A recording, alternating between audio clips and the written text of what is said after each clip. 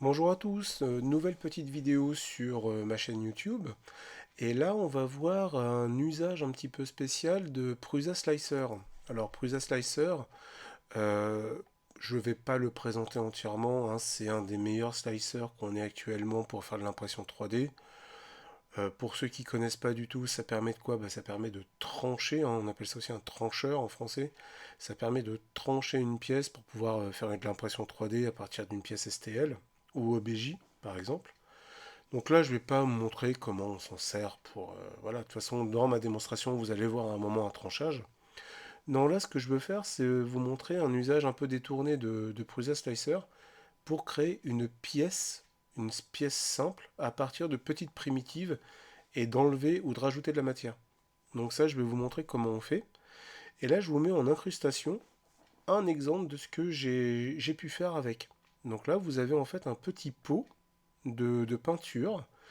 Alors c'est un petit pot de peinture aquacolor de chez Revel.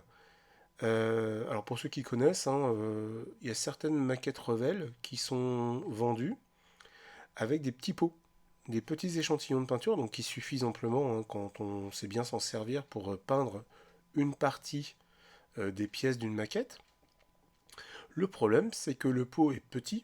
Il fait à la base 21 mm de diamètre et il est très bas. Le problème, c'est que si on mélange un peu fort ou qu'on met mal son pinceau, on peut renverser la peinture. C'est vraiment dommage. Et donc, ce que vous voyez en incrustation là, eh bien, c'est un petit support de pot de peinture entièrement modélisé dans Prusa Slicer. Donc, je ne suis pas passé par exemple par FreeCAD ou par un autre modeleur 3D. Alors, ce qu'on va faire, ça va ressembler un petit peu à Tinkercad, sauf qu'au lieu de le faire sur Internet, sur Tinkercad, puis l'exporter en STL, puis le trancher, puis voilà, c'est le faire directement dans le trancheur. Voilà. Donc je vais vous montrer un petit peu comment on fait. Alors je vais vous montrer la méthode avec des cotes qui correspondent au produit. Après, ce sera à vous de faire en fonction de vos besoins, hein. Après, on n'est pas limité par notre imagination, hein. C'est ça le truc. Alors je vais vous montrer comment on fait. En fait, on va partir d'un plateau vierge et on va ajouter une forme. Alors pour ajouter une forme, clic droit et on va par exemple aller dans la galerie. Alors moi dans ma galerie, c'est un cône. Donc je vais prendre un cône, double clic, puis là je vais augmenter les dimensions de mon cône. Alors je sais pas, je vais mettre 45 mm comme ceci, 45 mm comme cela, et puis je sais pas moi, 40 mm en hauteur. Vraiment je vous mets des cotes un peu au hasard. Et là on va faire attention d'être sur coordonnées de l'objet, et non pas coordonnées globales. Si je suis en coordonnées globales, en fait j'ai le centre.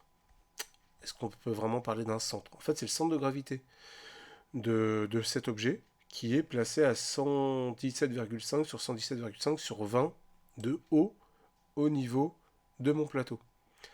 Ça m'intéresse pas. Je vais plutôt me mettre en coordonnées de l'objet. Et maintenant, en fait, tout mon repère est basé sur cette pièce. Alors, vous allez voir à quoi ça va servir, justement. Donc là, je vais faire un clic droit et volume négatif. Volume négatif et je vais charger un cylindre. Et c'est là qu'on va voir l'intérêt d'avoir mis ces coordonnées de mon cône à 0. C'est que si je vais là, là, en fait, il est à 22,41 mm du centre. Vous voyez, on voit le repère là. Je suis à 22 mm de ce repère là. Donc là, je vais mettre 0. Ça me le déplace. 0. Et puis là, par exemple, je vais mettre allez, à 2 mm de haut. Et ça sert à quoi de le mettre à 2 mm de haut?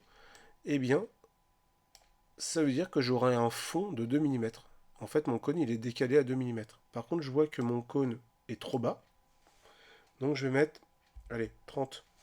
Pourquoi il est trop bas? Parce que sinon il y avait la pointe. Pardon, pas mon cône. Mon cylindre, vous voyez, hop, je vois encore un petit bout de cône là. Donc ça veut dire que ça va me laisser de la matière. Donc je vais mettre 40, hein. Allez hop, soyons fous. Et là, c'est bon. Tout ce que je vois en vert là, c'est un volume négatif. Donc maintenant, qu'est-ce que je vais faire? Je vais trancher. Et en tranchant, voilà, j'ai mon cône avec un trou à l'intérieur. Bien entendu, je précise que, par exemple, toutes mes informations là, en fait, les tailles du cône et du cylindre, j'ai ouvert le petit cadenas ici. D'accord? Si je ferme le cadenas, en changeant par exemple X, ça va me modifier Y et Z automatiquement. Par contre, si j'ouvre le cadenas, ça déverrouille les dimensions et par exemple X n'est pas obligé d'être proportionnel à Y ou à Z. Voilà. Donc là, je retranche. Oups, c'était pas la peine vu que j'ai pas fait de modification. Alors maintenant, vous avez vu peut-être tout à l'heure sur l'incrustation de l'image qu'il y avait du texte. Eh bien, voilà une autre utilité de Prusa Slicer. On va, par exemple, alors on peut ajouter ce qu'on appelle un modificateur. Alors on peut également l'ajouter par ajouter pièce, texte, ou ajouter volume négatif. Alors je vais vous montrer également modificateur, et je vais faire texte. Et là, j'ai un texte qui vient d'arriver ici. D'accord? Eh bien, qu'est-ce que je vais pouvoir faire? Je vais pouvoir mettre, alors, sur mon modèle, j'ai mis Revel. Voilà, c'est la marque du pot de peinture. Et je vais cocher la case Utiliser la surface. Et là, il a calé le texte directement sur la surface du cône. Et ça, c'est une nouveauté de la version 2.6 de Prusa Slicer. Alors évidemment, on peut choisir la police. Vous savez quoi? Tiens, si je fais Roland... Ah bah je vais laisser comme ça, tiens, c'est sympa ça. Et là, soit je joins, soit je coupe, soit je dis que c'est un modificateur. Alors, quand c'est un modificateur, je peux changer en fait les parois, je peux changer l'épaisseur, je peux changer le remplissage. Non, moi je vais juste utiliser couper. Voilà, couper. Alors là, vous verrez hein, qu'il y a vous voyez, petit, italique, vraiment, c'est vraiment un éditeur de texte. Hein. Vraiment, on peut faire ce qu'on veut. Alors bien entendu, on a ce menu si on a coché avancé. Si on n'a pas cliqué sur avancer, on n'a pas tout ça. Donc là maintenant je retranche et j'ai carrément un trou comme ça. Alors évidemment là c'est un peu épais quand même. Il faudrait peut-être que je change mon texte. Alors regardez comment je vais changer mon texte. Modifier le texte. Il faut que je me mette en mode édition et il est là. Donc la profondeur, en fait il faudrait éventuellement jouer sur la profondeur, la hauteur, changer. Alors qu'est-ce qu'ils appellent la profondeur?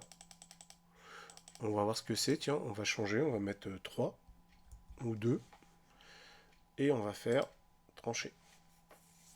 Et là, c'est beaucoup moins profond.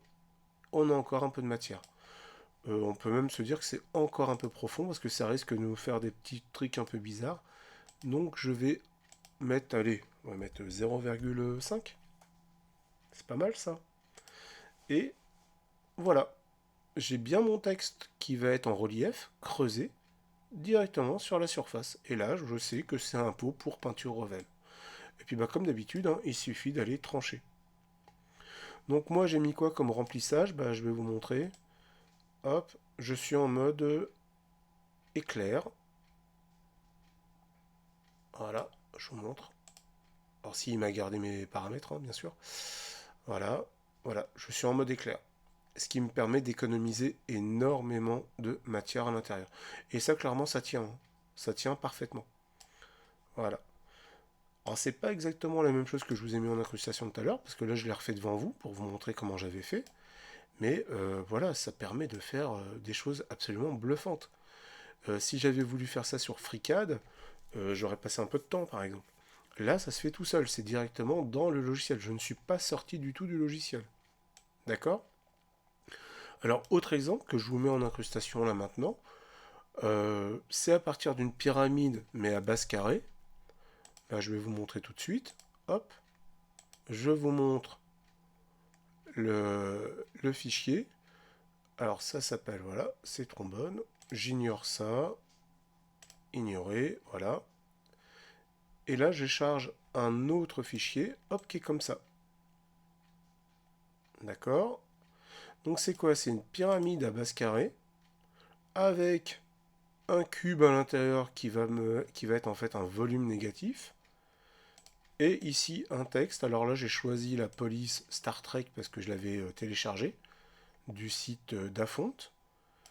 Et quand je tranche ça, Voilà, j'ai une petite boîte à trombone à partir d'une pyramide à base carrée. Alors c'est plus un cône, et ça fait un truc super propre. Et vous l'avez vu en incrustation sur mon écran. Donc voilà comment on peut utiliser de manière super basique Prusa Slicer. Alors il y a encore d'autres possibilités, on peut faire plein de choses, hein. Mais vraiment, quand on a besoin de faire un petit prototype super rapide, ah, tenez, voilà, là vous avez, c'est beaucoup plus visible les supports en éclair. Voilà, ça c'est vraiment sympa. Ça permet vraiment d'économiser de la matière. Voilà. Donc c'est, comme je disais, c'est beaucoup plus rapide, c'est plus efficace, on est directement dans le trancheur et on peut faire directement des changements de paramètres. Et là au moins vous avez quelque chose de fini rapidement. Et vous êtes dans un seul outil. Et ça c'est vraiment très puissant. Alors je vous montrerai si vous voulez dans d'autres vidéos, hein, envoyez-moi un message si vous voulez d'autres exemples. Je pourrais également vous montrer d'autres outils très intéressants de Prusa Slicer qu'on n'a pas dans d'autres trancheurs justement. Voilà, la vidéo s'arrête là, c'est assez court, c'est plutôt court. Je ne ferai pas de chronométrage et il n'y aura pas de chapitre. Mais voilà, je voulais vous montrer au moins cette petite technique. Alors il y en a qui connaissent peut-être déjà, hein, qui l'ont peut-être déjà vu sur des chaînes YouTube en anglais. Mais là au moins je voulais le faire en français pour des élèves, pour découvrir la chose très rapidement, pour des collègues tout simplement. Voilà, bah écoutez, à très bientôt pour un autre tutoriel, peut-être sur Prusa ou sur un tout autre domaine. Allez, très bonne journée à vous!